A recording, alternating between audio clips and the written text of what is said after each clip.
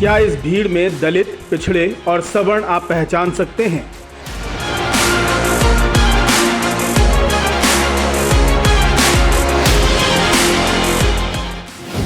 महाकुंभ में स्नान किस जाति के लोगों ने किया, आप बता सकते हैं?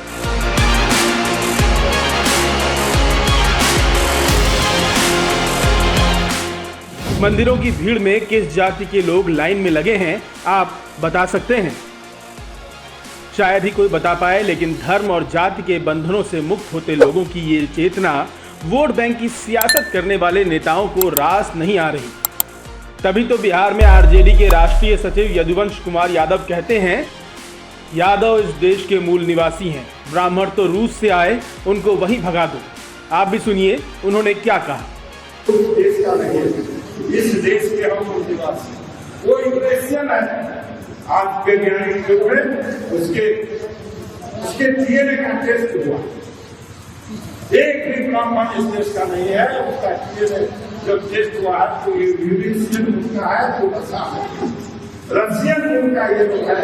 यहाँ से आकर के हम लोग आपस में जुटा करके लड़ा झगड़ा करके आपने ये शासन सत्ता करने का काम करा और हम लोग जाने का काम करा। इसलिए जैसे वहां से उसको भगाया गया, इसके आतंक से उसी तरह यहाँ से हम लोगों को एक तरह से उसको भगाना होगा।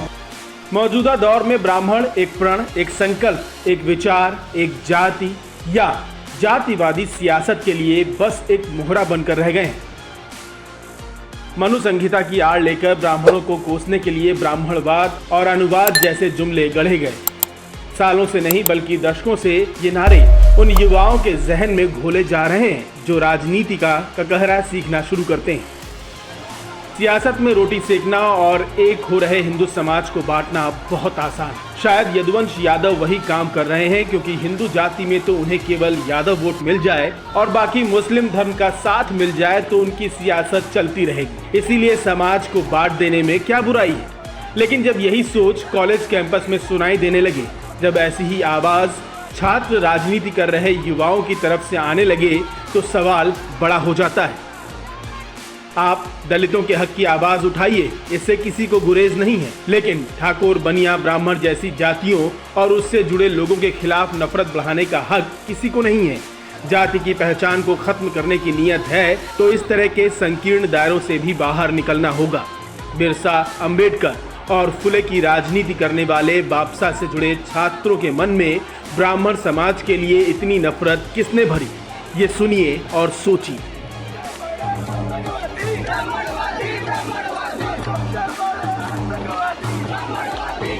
दलित समाज के लिए भगवान बुद्ध सबसे पहले इंसान थे जिन्होंने वर्ण व्यवस्था से दलितों को बाहर निकाला।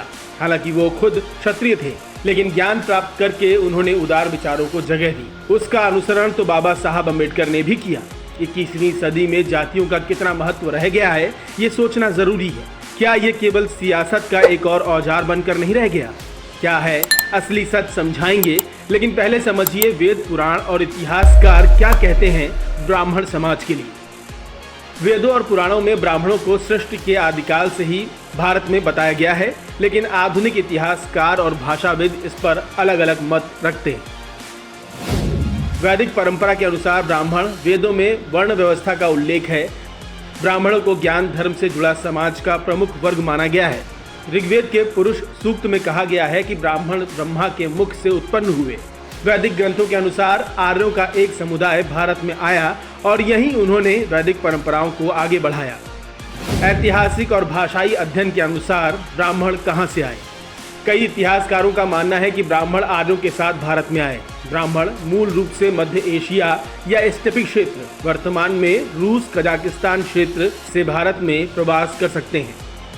इस मत का आधार इंडो आर्यन भाषाओं की समानता और पुरातात्विक प्रमाणों पर आधारित है। कुछ विद्वान ये भी मानते हैं कि ब्राह्मणों का विकास भारतीय उपमहाद्वीप के अंदर ही हुआ, जिसमें पहले से मौजूद समाजों के साथ उनका समायोजन हुआ।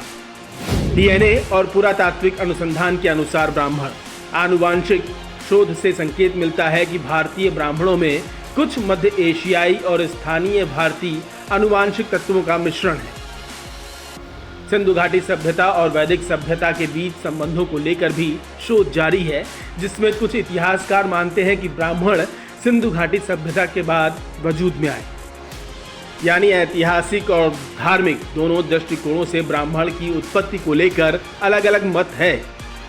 वैदिक ग्रंथों के अनुसार वे भारत में प्राचीन काल से मौजूद हैं, जबकि कुछ आधुनिक इतिहासकारों के अनुसार वे भारत में बाहर से आए और धीरे धीरे समाज में प्रतिष्ठित हुए। लेकिन क्या रिसर्च के इस विषय की पढ़ाई न करके उस पर सियासत करना सही है? अपनी राय हमें जरूर भेजें। न्यूज़ कोरिडोर्स आप हमें YouTube पर, Instagram पर, X पर और Facebook पर फॉलो कर सकते हैं।